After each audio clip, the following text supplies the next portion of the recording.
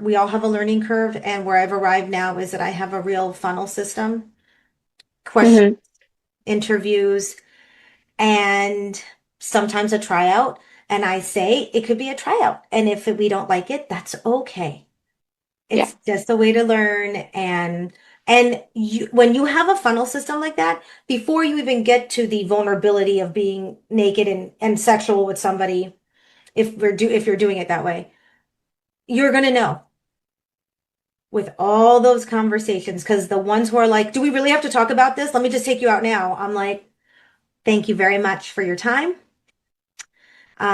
This is not of interest to me, but you're allowed to have whatever you want, and I don't want to get in your way. And when you have this kind of like customer service, way of handling it, it gets easier. Well, ladies and gentlemen, Life Gains After Dark has started. Tonight, when we get ready for the politics of being black, we have a special guest. One of those two individuals you just saw is going to be my guest to cover politics, talk about their life, talk about the things they have done. Maybe even we might hear a story or two without names about different little secret fetishes MAGA men love that they don't want to tell you about. We'll have to see. And if you want to know, you got to stay tuned. What are we going to cover tonight? Stephen Miller is running around calling James Telefrico. Can you imagine that? We're going to discuss that. The fallout from Kevin Hart continues. Should he have stepped in and shut down that racist joke? We'll discuss that here as well. The racism of MAGA is just untamed. My special guest has somewhat of a diverse background, so we're going to get into that with her as well. And folks, I said this when Trump was president the first time. I said we've got our first president that has ever brought the trailer park trash to the White House. And I can remember certain people telling me I was crazy, I was disrespecting the president, but this fool is about to bring the UFC to the White House, folks. That and so much more. We get started on my show right now. I'm up early for the dealers come out. Everybody is outside till the killers come out. You ain't eating, you just act full. I'm impactful. Dozen funerals in a month. I got that full. I will give it to niggas in all rap forms. Ignatius out right now on all platforms.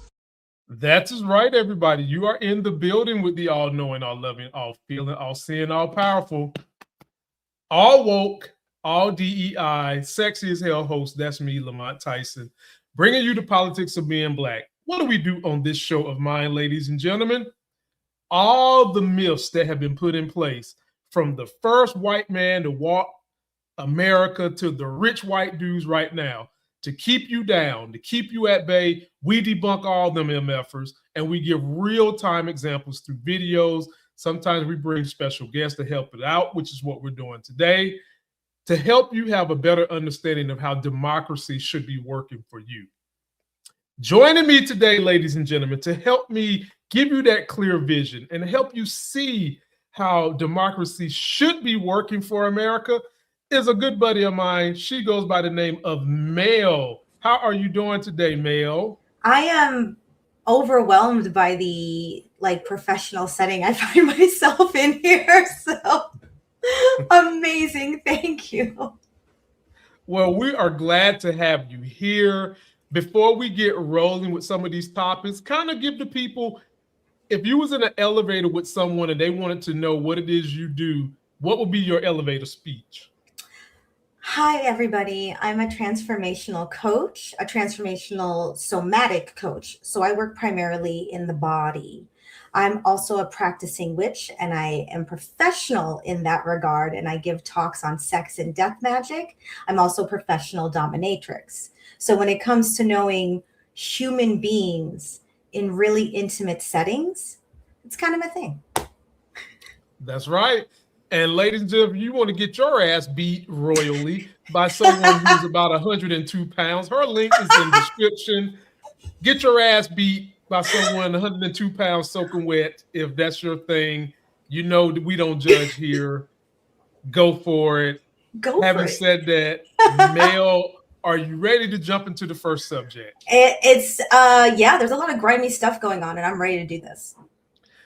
let's keep the conversation going with what's been happening with ICE in this country, but not just deporting people. We have some people who have been trying to leave. Now, I'm going to bring this up from a poster that sent me this. His name is Carlos, ladies and gentlemen. Now, if you want to email me some stuff that's going on in your life, because my voice might can help shed light on different things, the email is in the description. He done that. He is trying to renounce his citizenship, ladies and gentlemen. And let me show you what's going on with him. This is what's going on with him. These are his claims. Government has been targeting him. His name is Carlos. He alleges that he has been the subject of a long-time surveillance, economic interference, and discrimination by the U.S. government agencies and others, describing himself as a targeted individual. He's lost income. He's lost housing. He's having to live abroad. He desires to renounce his citizenship, which a lot of people have been doing because they're tired of the orange pumpkin we have as a president. But the problem is, ladies and gentlemen, they have been giving him the runaround. They are charging him a lot of money. He has a GoFundMe campaign. Link is right there if you want to get to it. Mel, the question I have for you, have you ever seen someone trying to renounce their citizenship and the government won't let their ass go? No, I haven't seen where the government won't let them go. I find that alarming, terrifying to say the least. With everything that Carlos is bringing forward, why wouldn't he want to leave? I mean, so many of us are feeling that trend, right? So many people are trying to leave anyways. Right. A lot of people who have immersed themselves in democracy, not this fake ass Hulk Hogan patriot democracy. Right. Real democracy. You feel hopeless. You wake up every day and you're just like, what's the new scandal? And then if you're in Carlos's situation where he is of minority background, police have basically, ICE and police have basically come to his home, done nasty things, froze his income, terrorizing him. I wouldn't want to be here either. But if he really wants to go, why are we holding up the process to let him go? Why are you trying to charge this man 50 stacks to let him go? That makes no sense to me. And Mel, that's kind of the problem I tend to have with people. Every election cycle, we hear Republicans and Democrats say, if the other person wins, I'm going to leave the country. Right.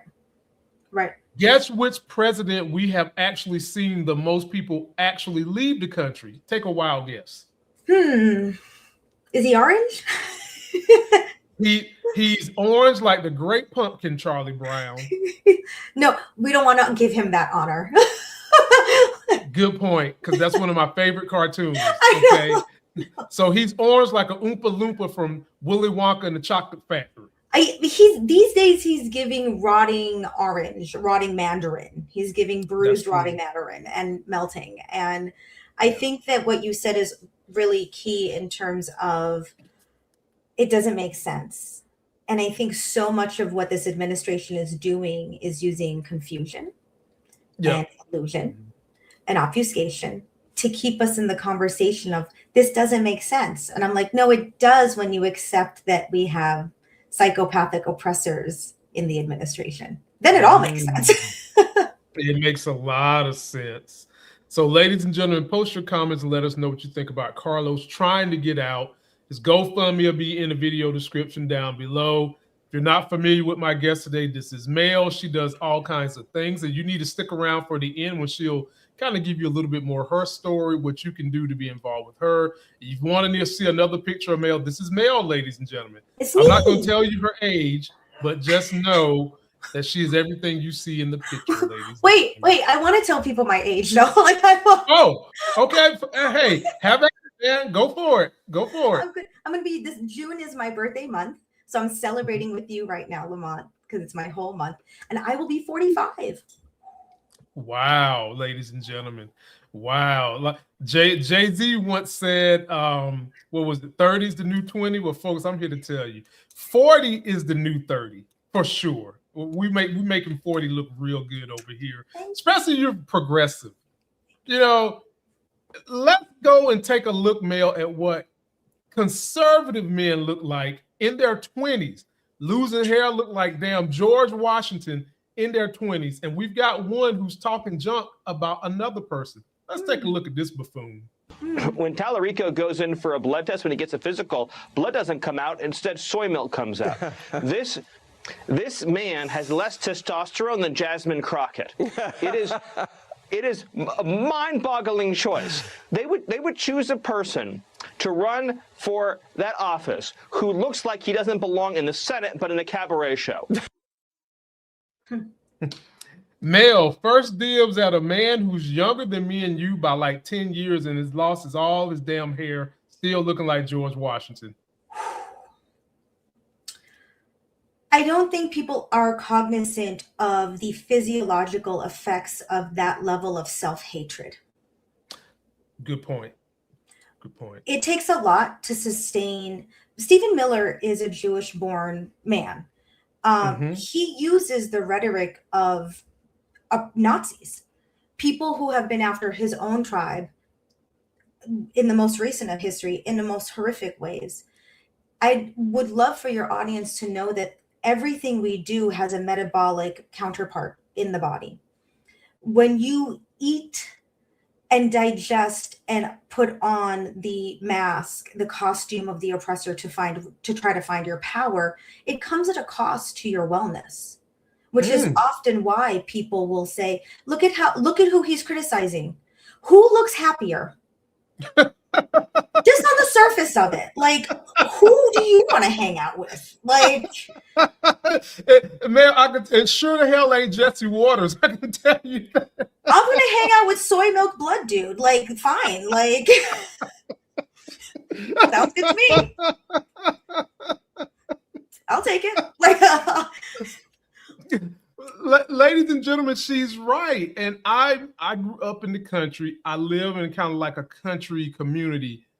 These people that wake up for hate on their plate, and you know that's a saying we use on my channel. That's right. Racists would rather have hate than food on their plate. Amen. And they run around with these scowls on their faces all the time because they're just mad because they can't find joy. And that joy starts to resonate as stress and cortisol in your body. There's no way Stephen Miller at 29 years old should be bald-headed like that already. There's no way. That's stress. That's hatred. If anyone recalls, even in high school, he was a racist.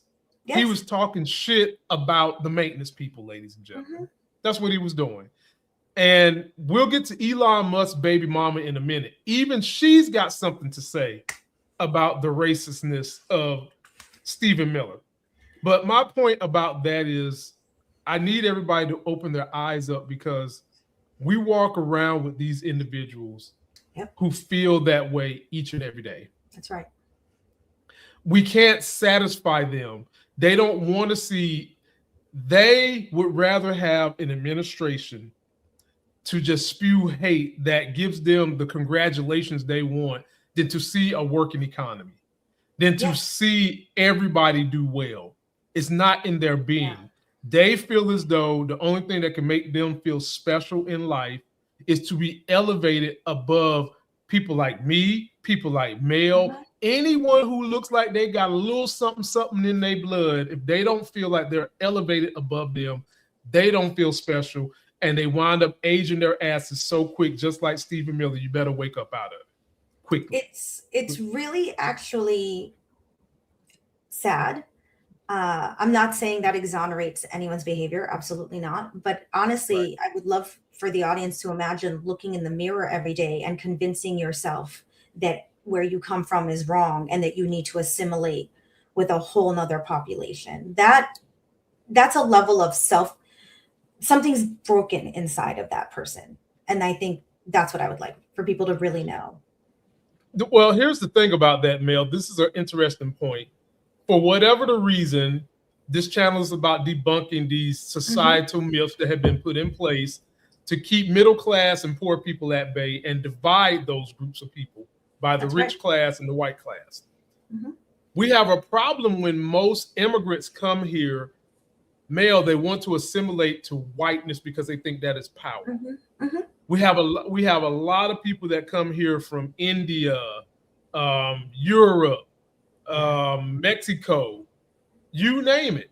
And for whatever the reason, they would rather assimilate with what they deem is the power structure in America and not, I guess, assimilate with everybody else because they want to fit in. A prime example of the Trump administration having someone do that is cockeyed Kash Patel.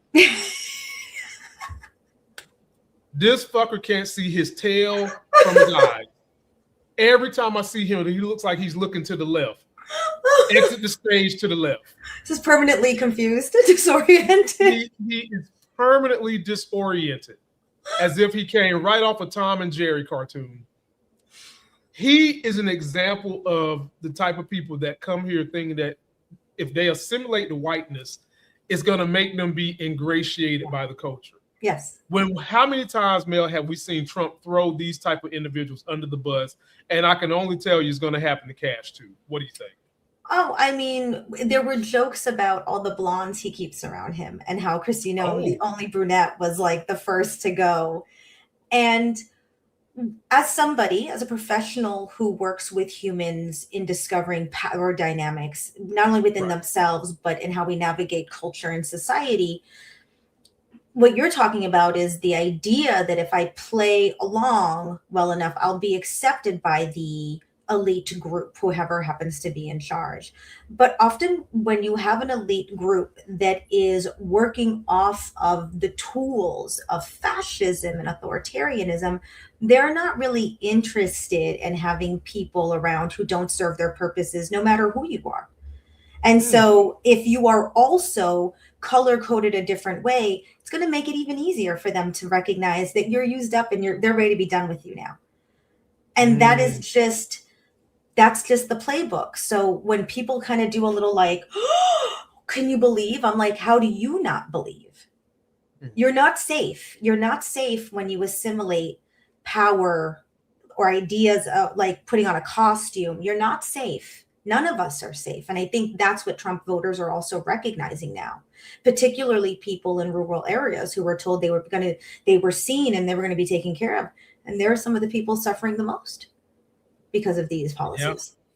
Yep. They are. I wish more of them would realize it, but too many of them just enjoy just hate versus food on their plate. And we'll get to we'll get to another example of that in a minute. Now I want to bring us back to the Black community and some things that happened with Kevin Hart on his Netflix series. I haven't seen it. I've only seen the clips. And I guess the question I have is going to be more about Kevin Hart's choices than Tony Radcliffe. I mean, just I know Hinchcliffe. I don't know. Yeah, fall off a fucking cliff, whatever his name is. Take a look at what Kevin Hart had to say in regards to the fallout from the comedy special, and then we'll come back with a little talk. Lord, Mel, that answer Kevin gave at the end was just a straight cop-out. Before I give the floor to you, let me kind of just roundabout clean this up with him, because there's so many points about this. Number one, he talked about how Tom Brady had his roast. And Kevin Hart had the same authority that Tom Brady had in his roast. Mm-hmm. When they was getting ready to make a dastardly joke about Robert Kraft, the owner of the Patriots, and him freaking off in the illegal prostitutes that was doing the child trafficking ring, Tom Brady shut that shit down live stream. In the middle of the stream, he shut it down, which means Kevin Hart could have done the same thing if he wanted to too, but he didn't. So it's ironic he referenced the Tom Brady roast. Mm-hmm. The other thing that makes me a little upset is it's okay to shut down men who actually got caught in a child trafficking ring in Robert Kraft, but we're not willing to shut down a fucking racist. That's kind of upsetting to me, but I digress. Yeah. The bigger point I have for Kevin Hart is this. in his own right, Kevin Hart has become a culture vulture. And I'll explain to you how. Mhm. He's a black comedian, so there's already going to be an affinity to black people. Black people most likely built up this man's career. And anybody who's a minority in this country knows if your business or your wealth is built, it's started by the minority community. Most of the time, as you get up to the next level, you're going to start going up with people who don't have progressive mindsets. Mhm. They don't give a damn about the minority community. They give a damn about the money community. Yeah. And they start getting in your head. They start telling you the only way you're going to get to the next level, you have to build your audience. You got to expand your base. And honestly, there is some truth in that. Sure. You do. Sure. However, expanding your base doesn't mean you poop on them too. And he could have shut the joke down if he wanted to, but he didn't, because he's getting what he wanted from him. He's getting this. Yeah, I think that they weighed the cost and said that, you know what, we'll get more eyes on me than I will lose eyes in growing my empire.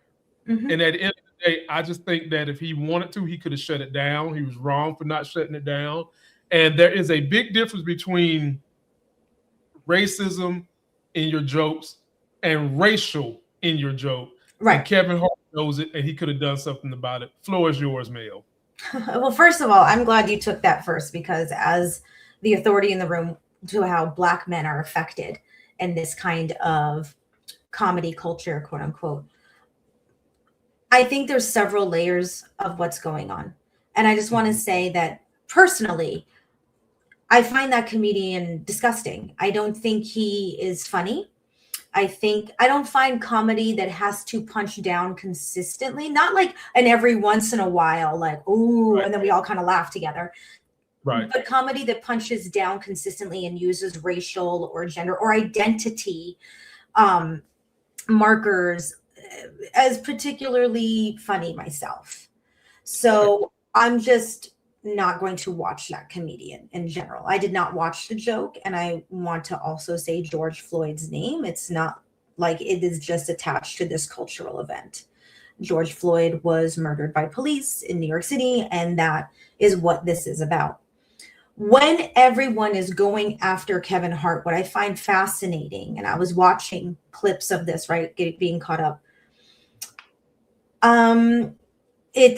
We live in a country where people get to do what they want with their free speech. I don't ever want to lose that, but I also think that people need to be aware that if you're going to watch something like that with those kind of players, you're going to be stepping into shit.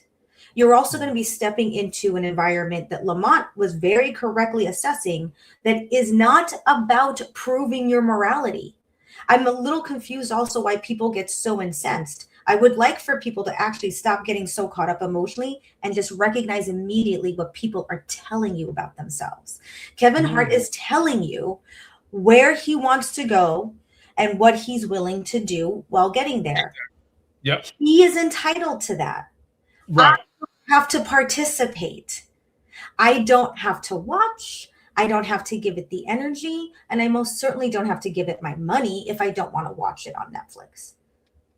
And I also think there's an interesting dynamic here. And I'm not saying he doesn't have responsibility. I heard that he spoke to the George Floyd family personally. That's how I would like him to handle it. I think it's fascinating that we are taking him to task as opposed to the entire network. And people aren't going after that comedian, that Heathcliff, Hinchcliffe, fall off the cliff guy, whatever his name is. I don't see people attacking him the same way. And I often find it interesting that we put the onus on the person of color, on the minority in the room, on the woman to have to stand up. I think there's a lot of things happening that makes this so incendiary and complicated, but also you can just see it for what it is. Capitalism. Okay, done. Like, I don't have to does that make sense? Like, I'm not saying I approve, but for people to also put this much importance into this kind of celebrity culture, there are other real racist, horrific things happening that are affecting people on the ground level who don't have this kind of money. All of these comedians we're talking about are going to be fucking fine at the end of the day with their shit. I think that the reason why people are putting the onus on Kevin is because he has the same authority Tom Brady had, and he could have shut the joke down if he wanted to. He chose not to. So I think that's why some people is just kind of up in arms that he decided not to do that. The other thing, I think, when it comes to what you said, that is absolutely right. You don't have to watch it and go for it. And the reason why nobody's going after Tony Hedgecliffe or Heathcliff or fall off the cliff is because everybody already knows he's a racist comic. That's what he does. You know, when he goes to New York to sell out a show, it doesn't sell out. He goes to Timbuktu, Kansas, you can't find an empty seat. So we already know nobody's tasking him because that's what he does. That's right.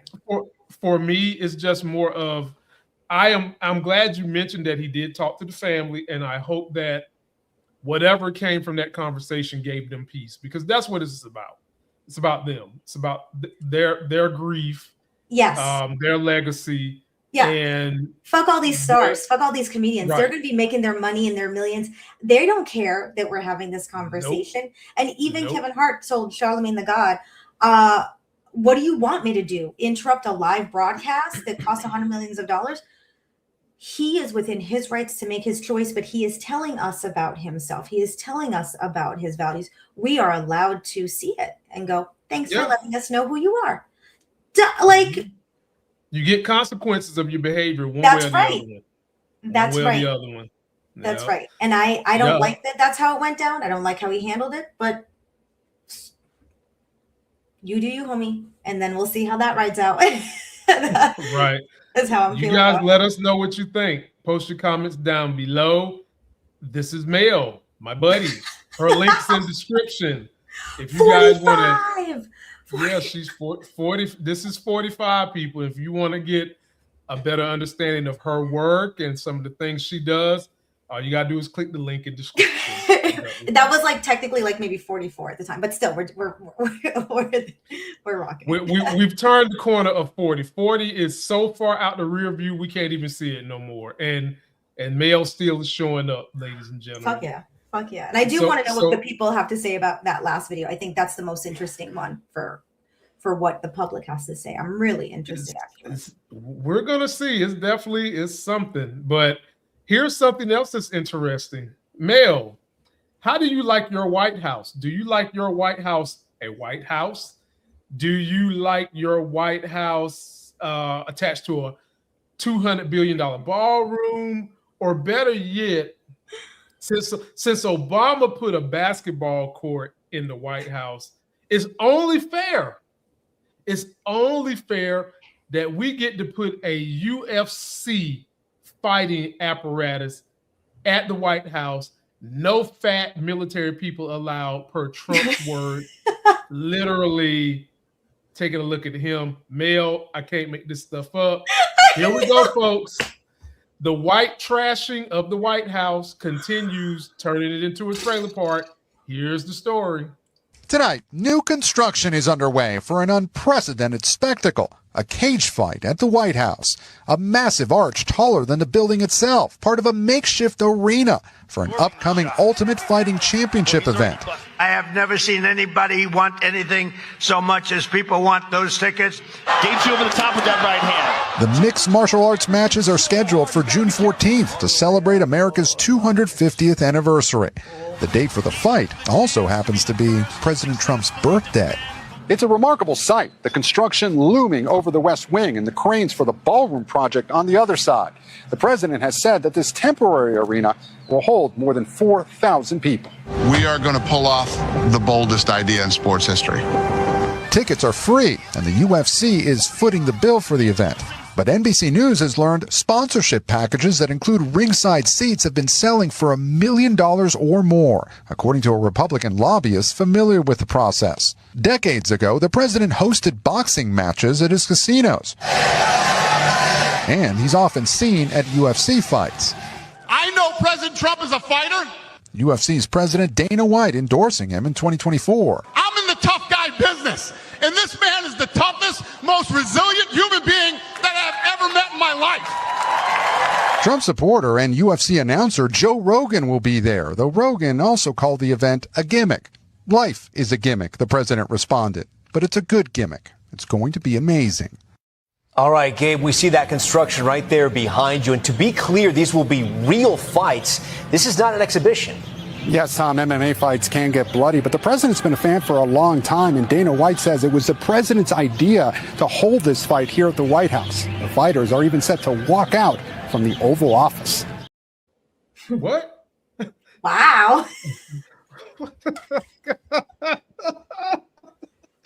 You really can't make it up, man. That's some shit. So, let me guess. Are we next going to have Michael Vick coming out of retirement, dog fighting at the White House? How would y'all white folks like that?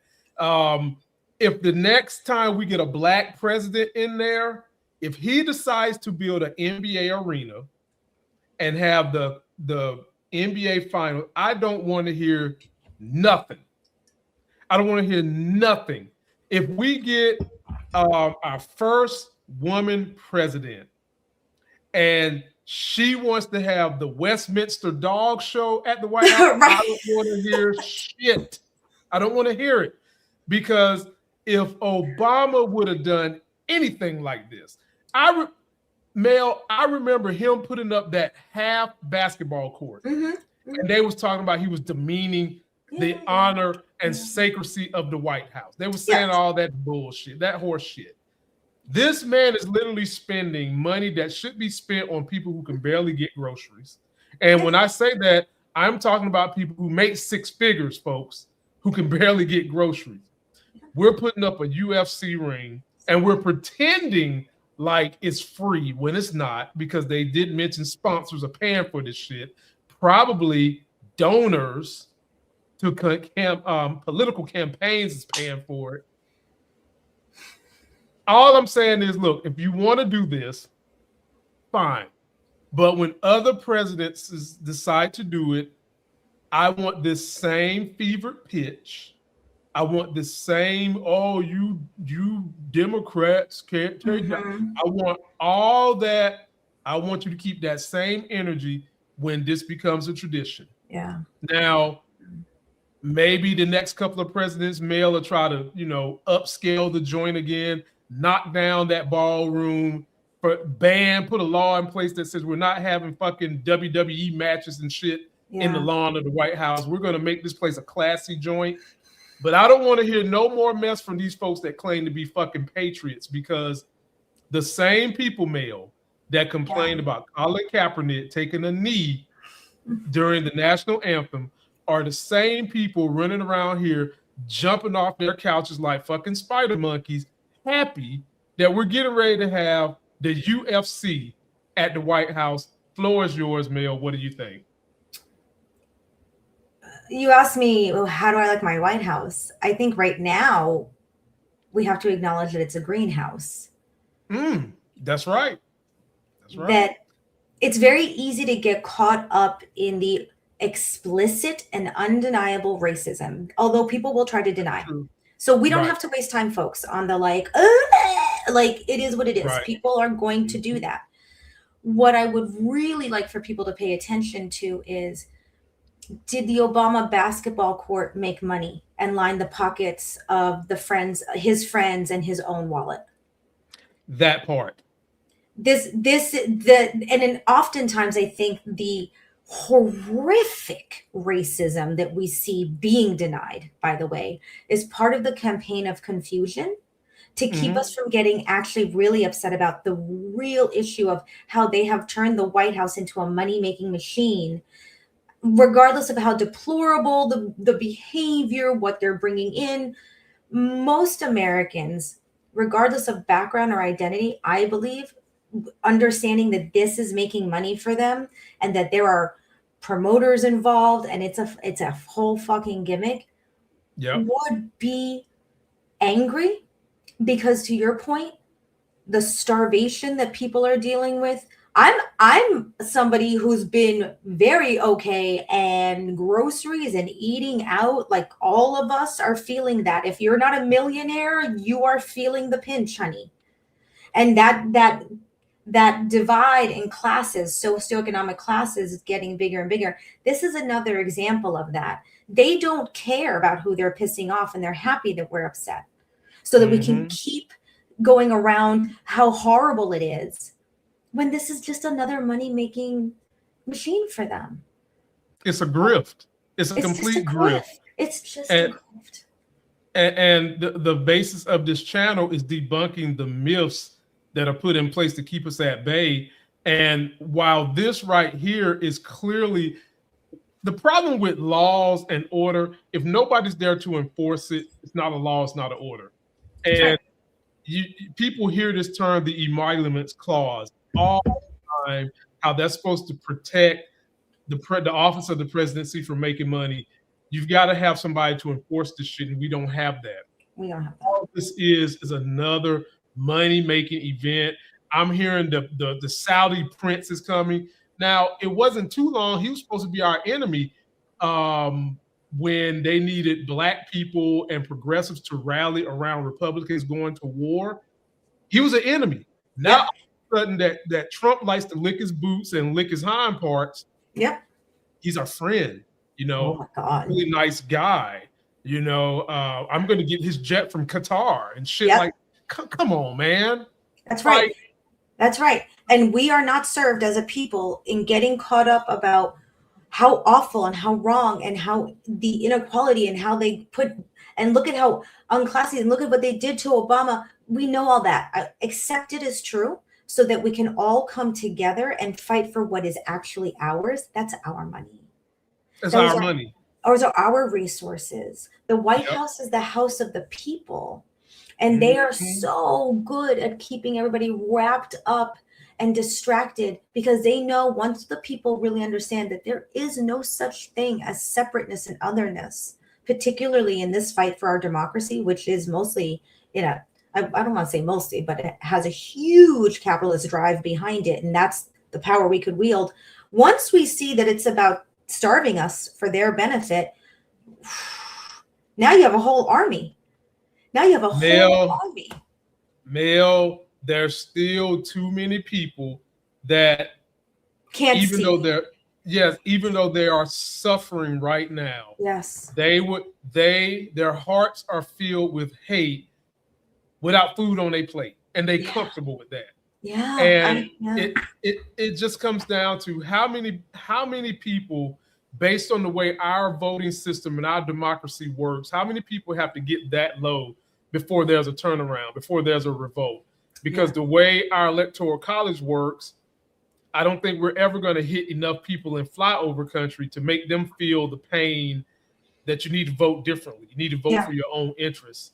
And you see it eroding in the battleground states. You see a lot of them turning around.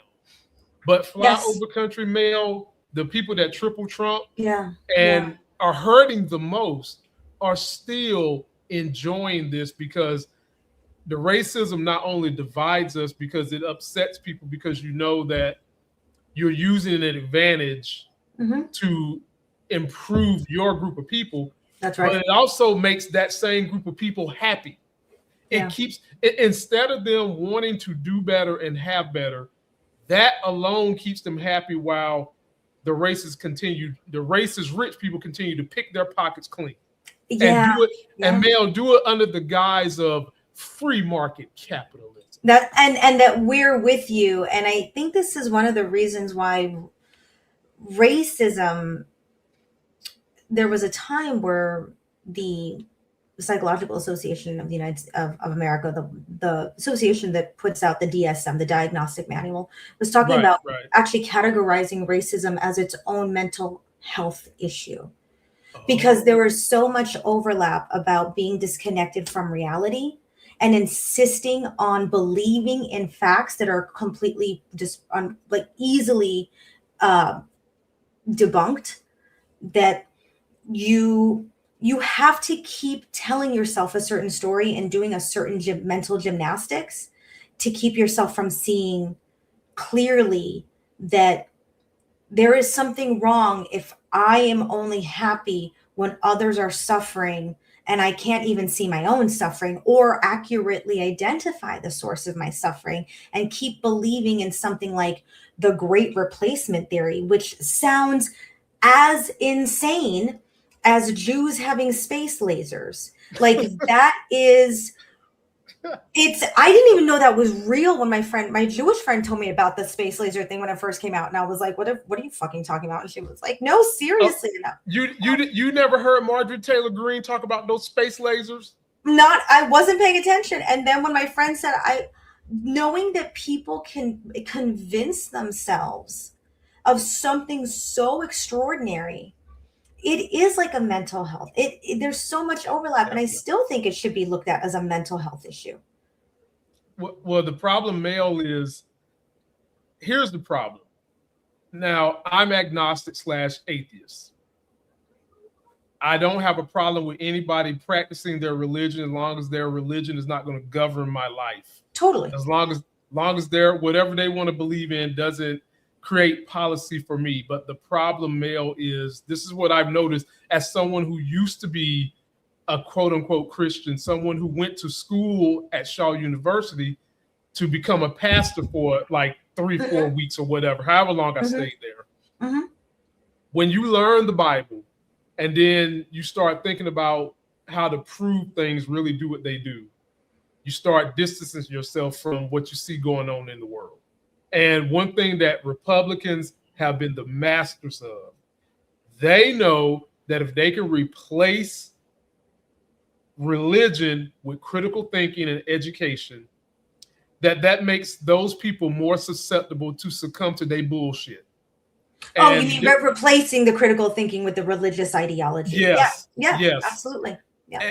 And it makes them more lucid in the head, and it makes them more susceptible to believing that an earthly person can do all these things. And when they mess up and you feel that pit in your stomach, like something's not right. Yeah. You'll just disavow that pit because, you're going to believe in God. Yes. And time again, you're going to get your little hearts hurt, ladies and gentlemen, doing that with the Trump administration and the Republican Party. But they also know, Mel, that they can use the Republican Party knows they can use those same individuals who are Bible thumpers to also get them to not want to use the government for anything, while the rich Republicans pick the government apart. How these people can continue to call themselves religious when they know Trump has been found liable for sexual assault. There's nothing moralic about that. And you see the grift that he's doing. You see all these other things. We've got to tackle that problem too, Mel. We do. Because that is a huge problem.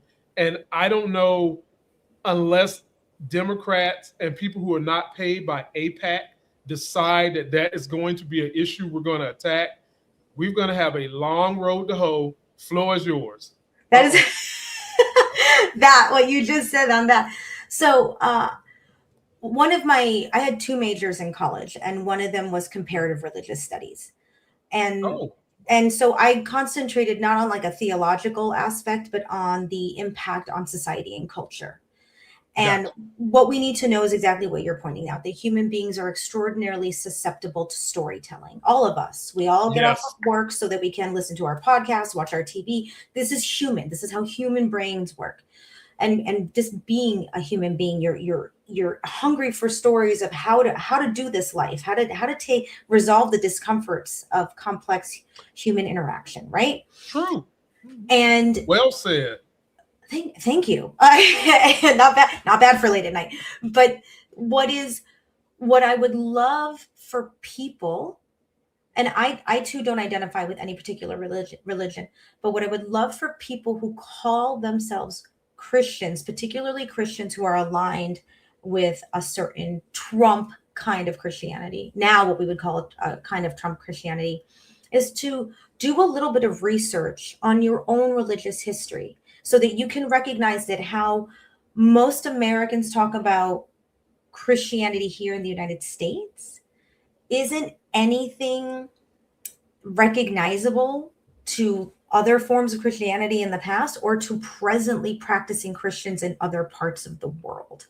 So recognizing that we're fracturing a group over and over again to make the story feeding machine more controllable to steer that group. If they knew that this is not how most other Christians can't even really identify with the idea of like, you're gonna die and then people are gonna be left behind after Jesus comes to get you. That's not a thing.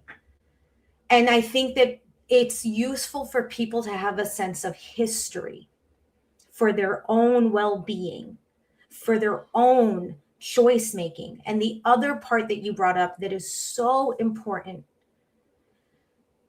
most Americans, 56% Americans from the last literacy survey from the ages of 18 to 64 struggle to read above a 6th grade level. Yep. That's most Americans. That is heartbreaking. And what that means is that people don't have choice. It's easy to convince people operating under that level of education at that level. You can tell them almost anything, because what do they have to qualify a statement with? Nothing. What source do they have? Nothing. Right. And so this is where we as a country, as a society, have failed our own people. Education is partly how we got here, the lack of it. And I agree with you about critical thinking, and unless that is actually addressed in a serious way, and other governments have been in our country trying to demean. There's a history of Russia trying to demean the American education system for this very reason. And that sounds so conspiracy, but it's actually just, again, how humanity works. If you can convince people of a story, you can have the Holocaust all over again. Mm-hmm. Well said, folks. She dropped the mic on that one. I'm not even going to attempt to come behind that, ladies and gentlemen. Well said. Again, this is the big homie Mel. Her link is in the description.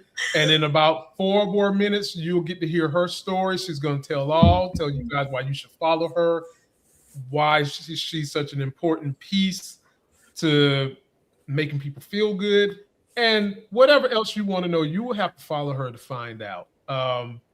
Mel, since we're speaking about religion, and how people use religion to placate the folks who are not that educated, we have a governor, lieutenant governor in Indiana, doing exactly what we're talking about, and it's just so timely that we discuss it right now. Here we go. Listen, you're not going to believe this man is going to try to say hate is good. I cannot make this stuff up, Republicans. I'm ready. You sure?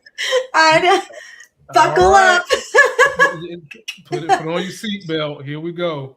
Giving people permission to hate again. And I know that sounds a little harsh at first, but we've seen this movement to eradicate hate in our culture. That is the worst thing we could do. You know, the Bible talks about how God hates certain things. And when we say we want to eradicate hate, think about this. We're actually saying we want to eradicate a characteristic of God. And hate is not the opposite of love. Indifference is the opposite of love. And so when I talk about this, I say, guys, we need to, in Indiana, we need to hate certain things. If radical jihadi mindset starts coming into our state, I'm going to hate it. And I'm going to hate it with everything that I am. And I'm going to call on others to hate it because I hate Islam. It's a demonic death call. Now, I love Muslims because they make great Christians when Jesus gets a hold of them. But I hate Islam. Mel, God.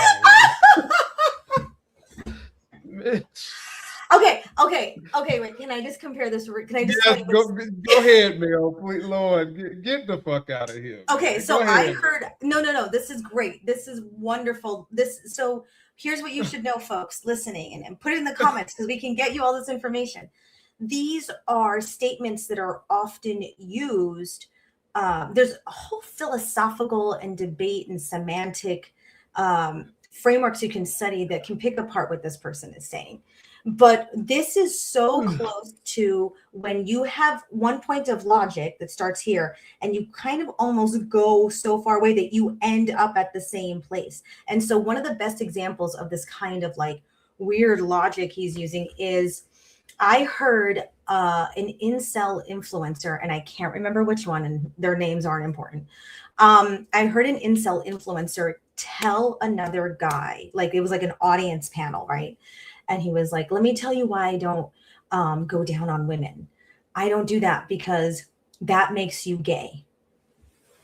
What? Yes. And he had a full logical argument for it. His logical argument, yes, this is the same. You're going to see all the same parallels. He said, Lamont must be so gay. Lamont is discovering his homosexuality in this moment by how gay he is. Okay, like Lamont, tell us how gay you are from all that cunnilingus. So oh my god, oh my god. I watched this clip with my partner. My partner was like, wow, I guess I'm really gay. So this guy said, oh my god, that if you women, okay, here's the logic, guys. Here it is. Oh my god. And I would love for people to put in your comments to see if like they agree with this, because I will come back and talk it out in a loving way with you. God. If women are bitches, and that makes them below men. And if you go down on a woman, that puts you below her, and that makes you a bitch. So that's like being gay. And I was like, wow, that was like Simone Biles level mental gymnastics to like arrive from. That was the same thing that man did. And by the way, as a student of religion, I did concentrate in South Asia. I had to have a lot of courses in all the religions, or many. You can't cover them all in like one go. But when he's calling Islam a death cult, I would love to know what he's pointing to. There is just as much evidence in the world of geopolitical violence systemically backed by Christians, just as much as there are whatever he's trying to point out about Muslims. And there are instances of violent militant Buddhists, folks. It doesn't matter what religion you come from. You're a human, and you're going to act out in human ways. And you're just going to use the language of that platform as like your little hero cape. And so I just want to really debunk that right away. Like, that's not a thing. No, not at all. That's not a thing, guys. So like, yeah. And white nationalist men like him have been doing this thing where they take a tiny nugget of the truth that most people can identify with, and then they just tell the story the way they want to tell it to make it sound authentic, to make it sound good. And if you're an educated person, the shit sounds like pure trash. It's like, trash. It's just pure. Like the Heritage Foundation was doing this when I forgot which one of the founding fathers said all men are created equal, blah, blah, blah. Well, the Heritage Foundation was doing a commercial where they were saying, because God said this, it's not about being equal, it's about being merit. What the fuck? Come on, man. I also think it's amazing. Please, I'm sorry.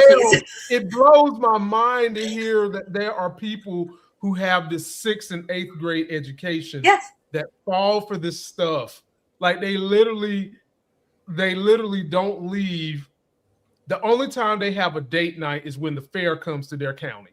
Yeah. And they don't escape that type of thought. So they don't know that there's more to learn. Yes. And they fall for the banana in the tailpipe. Floor is yours. Yeah. First of all, thank you for letting me tell you that story, because it's such weird. It's logic that you can see clearly when you trace the path where you're like, oh, you're all over the place. I feel immense compassion, and compassion does not mean you get to exonerate people's responsibility and behavior. Right. I'm just making that distinction. And I feel compassion for the people who are not able to access, however that didn't come to them, a level of education that allows them to recognize basic bullshit. Exactly. That is not only again a failing on society. When you think about the flyover country, where people are born into generations of farming communities where you maybe get to go to school, but if the farm needs you and you're an employee, how am I going to expect those people to access all of this information at once. I'm not. I'm going to recognize that this is a systemic issue. And to Lamont's point, we need to address the education in this country. Have to. Because it equips individuals to see past, this is what this man said. He can't get away with that in a higher level institution of learning because no one would respect it. Nope. It's just such obvious drivel that he's using in the moment to try to manipulate a mind that is ripe for predation. People are prey when they don't have context. Yep. So we have that context, and it's easy for us to be like, trash. What if I didn't know any of the things I know? What if I'd never heard, to your point, what if the county fair was the only thing? And there are other ways that people arrive at this point of ignorance, but it's time for all of us to recognize ignorance in all the ways we have them, including me and Lamont and all of us, to start improving that. Exactly. Because it's what keeps us easily manipulable. Is that a word? Manipulatable is what I'm trying to say. Well, I was going to say, you better use the word before they start trying to say we dumb. Before they start trying to say that we're two dumb people preaching the gospel of education. That's okay. I will welcome all the conversations. Come to me, little ones. I am ready. Well, having said that, ladies and gentlemen, the last 4 minutes of this show, and thank you all for coming. You all are a great audience. If you want to get your comments read, all you got to do is super chat and we'll read those comments. But for now, it's all about Mel. So Mel, this is your show. Tell the people what you want them to know about you. Tell them about your careers, the things you do to help people heal. Before we get away from this tonight, Mel, I want them to be the Mel encyclopedia, not Wikipedia, but encyclopedia. The whole thing. Wow. I don't know if we have time, but I can tell you all that my desire to do the work that I do, which is really about being in dark, scary spaces with people, whether we're talking conscious kink and I'm facilitating BDSM dom work, or witchcraft and ritual that helps support people in their own development, or transformational coaching that works specifically in the body. And that can look like all kinds of modalities like yoga and breath work and personal training. It's all about really what Lamont and I are talking about, equipping people with the tools that they don't know are available to them. My work is often about showing people, educating people how their bodies work and how their thoughts and emotions affect the state of beings of their physical bodies. Mm-hmm. And then giving them the tools to be able to integrate that information for themselves. When we're talking about dismantling and debunking racism for the benefit of our own country, for the benefit of people to be able to effectively fight for democracy, a lot of the interpersonal dynamics are reflected when we're trying to bridge the gap between one another, when we can't always see one another, when we're triggered by one another, when we have thoughts or assumptions. This is everyone.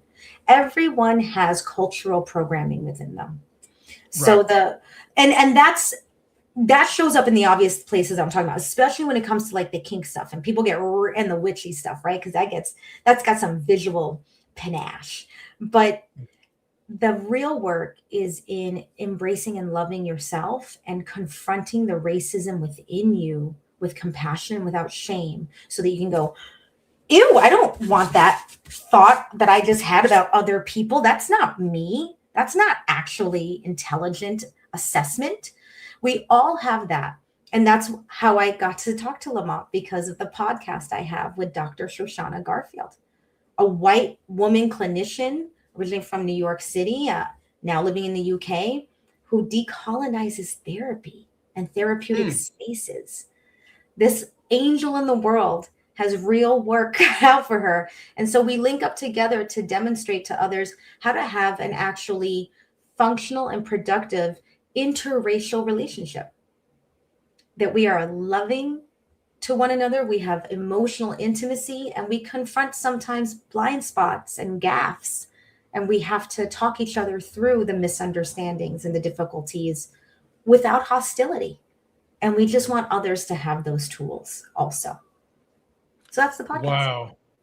Ladies and gentlemen, her link is in description. We all have insecurities, and Yes. how you handle those insecurities is what makes you a Yes. man or a woman. For those that love to use those said terms, me personally, I like to say an adult human being.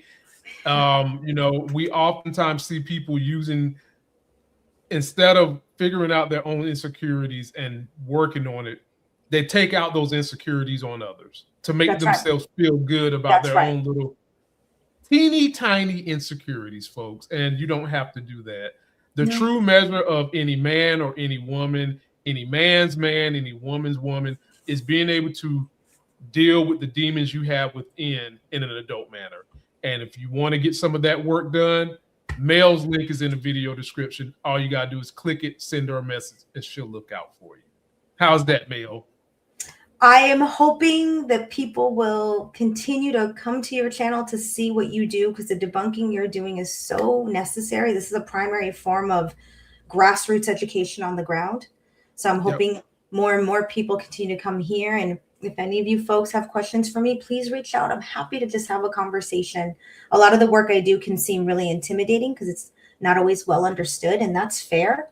So ask me whatever you want. And if it's not me you're working with, I can often tell you another resource for you or the right person. You deserve help. You deserve support, and you deserve a better life than the one you're having now. Facts, ladies and gentlemen. Don't be surprised if you come to me for help and I send you the mail, because I ain't got no time for y'all jokers, okay? I ain't got no time in my life for y'all clowns. I'm going to send y'all the mail. Don't forget to like this video, comment, subscribe. I'll be back tomorrow for stock trading for those of you following me at 9:30 in the morning. And until that next Sex is Hell video, please click on the link, check out Mel, and we're out. Somebody's bleach blonde, bad built butch body. Somebody's bleach blonde, bad built butch body. Somebody's bleach blonde, bad built butch body.